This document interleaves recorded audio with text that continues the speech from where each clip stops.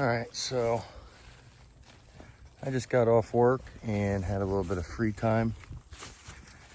Decided it would be a good time to go do some early season scouting at a local WMA nearby. I got drawn for a quota hunt out here. It is August, it's a little early, but it's never too early to look for sign and see if maybe you can spot something with some antlers. Let's see what we can find today. One thing that I look for a lot is like edges of thick to thin areas. So here's a great example. Behind me here, I have some swamp. And then I'm high and dry right here. And then behind me here, I have some more swamp. So that means I'm on a high ridge here, and that these deer are most likely gonna be taking the path of least resistance, as in this right here. It might be thick, but it is dry. And if they can skirt the edge of that along where it's dry to wet, they're absolutely going to. It's gonna be a good area where in a few more weeks here, you'll see a lot more rubs. That's gonna be where those dominant bucks are hiding, where it's real thick, and they can stay out of the crap in the swamp. So an area like this, right here, we have these nice open pines, but right over here is swamp. So they're gonna be able to hide out of that stuff in there. Here's another great example of the thick to thin. So right behind me here is an old cut, 6-7 foot tall.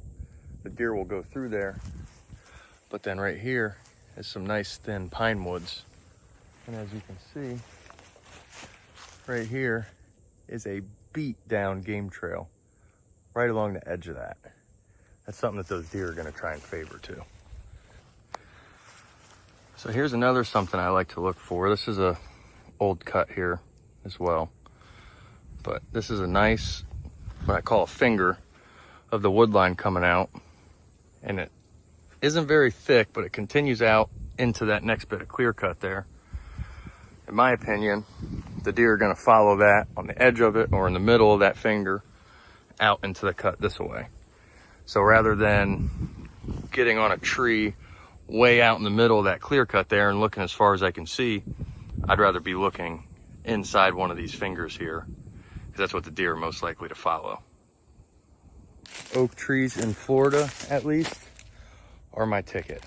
No matter what, I'm looking for oak trees. That's the best food source, or the most common food source that you're gonna find. And later in the year, when archery season is coming to an end, muzzleloaders coming in, at least for me in zone C, these oak trees are gonna be dropping acorns, and the deer and the pigs are gonna be all over it. These pigs here, they're already getting an early jump, and they are rooting the crap out of this here. Here I am in the middle of a really thick block, and there's just this pocket right here. I got big oak trees here, cypress trees in there, so it's a nice thick swamp. Big oak trees right here. On the other side of this little opening here, these trees are all at the perfect height for scrapes. Archery season, early archery season, before archery season, this is the stuff I'm looking for to find scrapes so I can locate bucks. This is from the truck 101, one of the biggest things I'm looking for every time I'm driving down a dirt road. This is the easiest thing to look for besides seeing a deer in an area where you might want to hunt. Crossings. So right here, you can see it just beat into the ground. There's a crossing right here. And then you can see exactly why.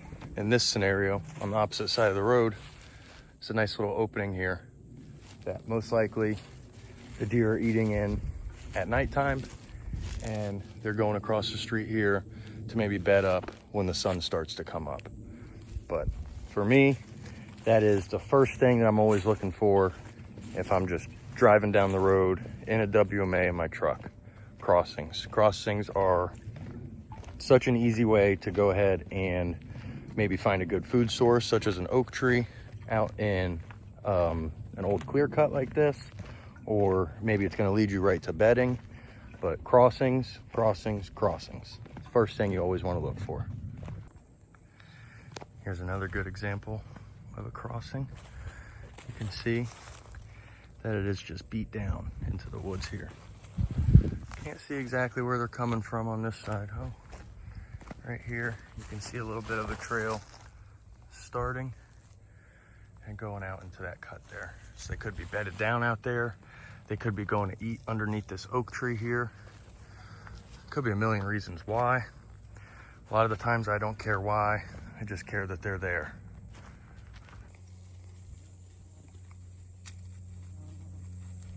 All right, y'all. Well, I hope any of that information helps. Those are just some of the easy go-tos that I look for when I'm entering a new piece of woods, or even just starting off the season in somewhere that I have been before. So make sure you like, comment, and subscribe. Come back for the next one.